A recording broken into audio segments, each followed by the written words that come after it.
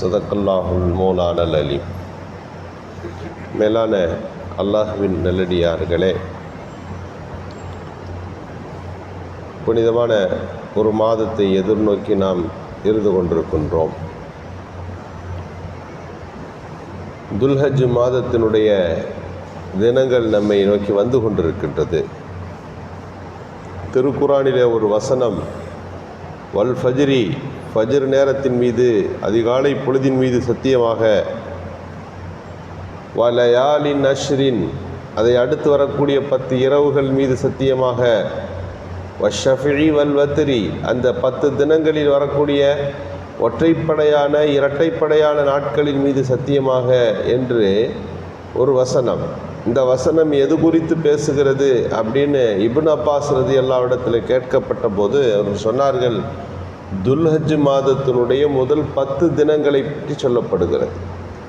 காரணம், இந்த துல்ஹஜ் மாதத்தினுடைய 10 தினங்களில் தான் எல்லா விதமான ஹஜ்ஜின் நல்ல காரியங்கள் அத்தனையும் செய்யப்படுகிறது.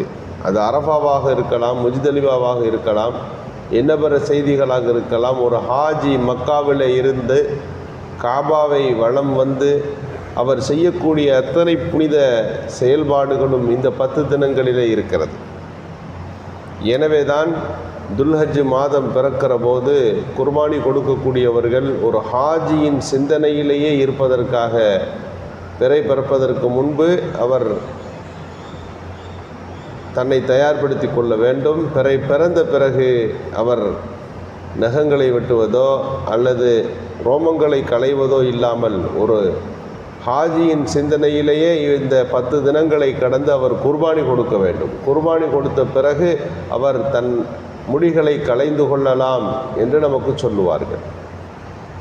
ஹஜ்ஜுக்கு குர்பானி கொடுக்கக்கூடியவர்கள் இந்த 10 தினங்களுக்கு அவர்கள் இது போன்றதொரு நடைமுறை கடைபிடிக்க வேண்டும் என்று சொல்லப்படுகிறது. அதற்கு என்ன காரணம்னா, ஹாஜியினுடைய எண்ண ஓட்டங்கள் நமக்கும் வர வேண்டும், அந்த சிந்தனை ஓட்டங்கள் நமக்கும் வர வேண்டும். அவர்களும் அங்கே அப்படித்தான் ஹஜ்ஜின் கடமைகளை முடித்துவிட்டு ஆட்டை அறுக்கிறார்கள்.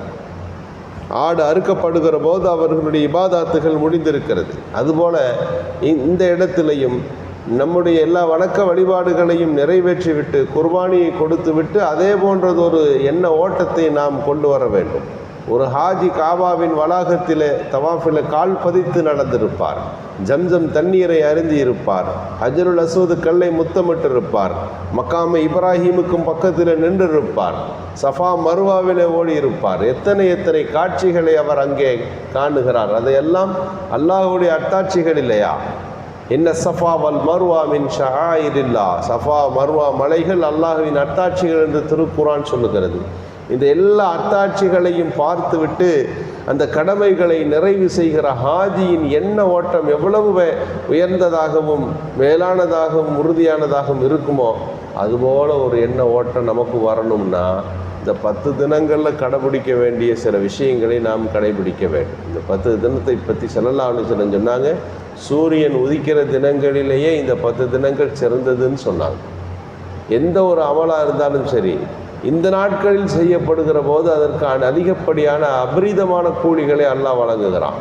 ஒரு சஹாபி கேட்டார், ஒருத்தர் ஜிஹாதுக்கு போகிறார், அதை விடவா? ஆமாம், ஜிஹாத் என்கின்ற அல்லாஹ்விற்காக வேண்டி அவர் யுத்த காலத்துக்கு போகிறார் அல்லவா, அதையெல்லாம் விட இந்த துல்ஹஜ் மாதத்திலே செய்யப்படுகிற இந்த 10 தினங்களில் செய்யப்படுகிற அமல் அல்லாஹ்வுக்கு ரொம்ப பிரியமானது.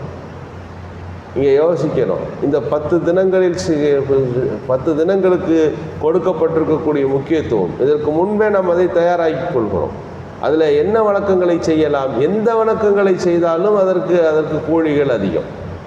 பொதுவாக லைலத்துல் கத்ருடைய இரவில் நின்று வணங்கினா அந்த நாளில் ஒரு வார்த்தைக்கும் அதிகப்படியான நன்மைகள் உண்டு, ஒரு தொழுகைக்கும் நன்மை அதிகம் உண்டு என்று சொல்லுகிறோம் அல்லவா? அதுபோல் இந்த துல்ஹஜ் மாதத்தினுடைய 10 தினங்களை அல்லாஹ் நமக்கு கொடுத்திருக்கிறார்.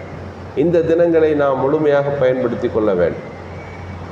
நபிகள் நாயகம் ஸல்லல்லாஹு அலைஹி வஸல்லம் அவர்கள் இந்த துல்ஹஜ் மாதத்தினுடைய தினங்களில் இருக்கக்கூடிய ஒன்றுக்கும் பல்வேறு சிறப்புகளை சொன்னார்கள். ஒரு யூதவர் ஹஜ்ரத் உமர் ரலியல்லாஹு இடத்துல வந்து கேட்டார், உங்கள் மார்க்கத்தில் ஒரு நாள் இருக்குது, அந்த நாள் எங்கள் யூத மதத்திலே வந்திருக்குமானால் அந்த நாள் மட்டும் எங்கள் யூத மதத்தில் இடம்பெற்றிருக்குமானால் அந்த நாளை நாங்கள் பெருநாளாக ஈதாக அறிவித்திருப்போம்.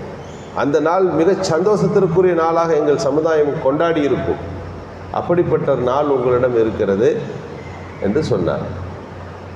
உமர் ரலியல்லாஹு அவர்கள் சொன்னார்கள், அது எந்த நாளை பற்றி நீங்கள் பேசுகிறீர்கள் என்று எனக்கு தெரிகிறது.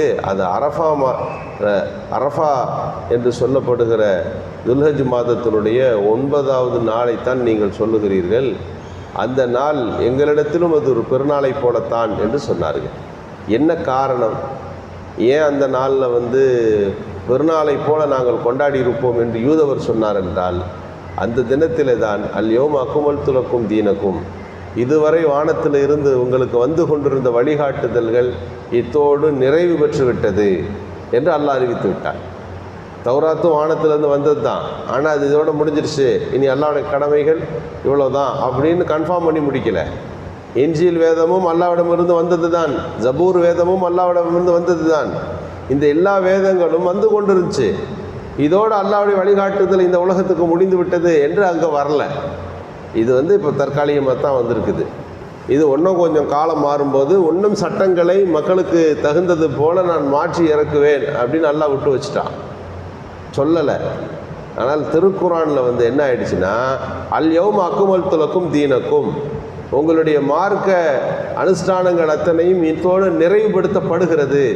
இனி ஒரு ஃபர்ல் வரப்போகிறதில்லை, இனி ஒரு அல்லாஹ்விடமிருந்து புதிய கடமைகள் வரப்போகிறதில்லை. இந்த உம்மத்துக்கு, மனித சமுதாயத்திற்கு, ஆதம் அலைஹிஸ்ஸலாம் தொட்டு இந்த மனித சமூகத்திற்கு அல்லாஹ்விடமிருந்து வழிகாட்டுதல் வந்து கொண்டிருக்கிறது. என்னைக்கு ஆதம் அலைஹிஸ்ஸலாம் பூமிக்கு வந்தாங்களோ அன்னையிலேருந்து வருது. எதுவரை வந்தது? நபிகள் பெருமானார் ஸல்லல்லாஹு அலைஹி வஸல்லம் அவர்களுக்கு அந்த அரஃபா மைதானத்தில் வைத்து பிறை 9 அல்யௌம அக்மல்து லக்கும் தீனக்கும்னு அல்லாஹ் இறக்குனான் இல்லையா, அதுவரை அல்லாஹ்வுடைய சட்டங்கள் இந்த பூமிக்கு வந்தது. இதுக்கப்புறம் நிறைவு பெற்று விட்டது. இந்த மார்க்கம் நிறைவு பெற்றது என்கின்ற இந்த வார்த்தை எங்கள் மார்க்கத்தில் இருந்திருந்தால் நாங்கள் ரொம்ப சந்தோஷப்பட்டிருப்போம். ஆனால் உங்கள் மார்க்கத்தில் அந்த வார்த்தை வந்திருக்கிறது என்பதாக அவர் யூதவர் சொன்னார். அரஃபா என்கின்ற நாளும் இந்த துல்ஹஜ் மாதத்தினுடைய 10 தினங்களுக்குள்ளே வருகிறது. அரஃபாவில் நோன்பு நோக்க வேண்டும். ஒரு மனிதர் அரஃபாவில் நோன்பு நோற்பது ஒரு வருடம் முழுக்க நோன்பு நோற்ற சிறப்பை தருகிறது. எனவே துல்ஹஜ் மாதத்தினுடைய எல்லா தினங்களையும் புனித தினங்களாக நாம் கருத வேண்டும்.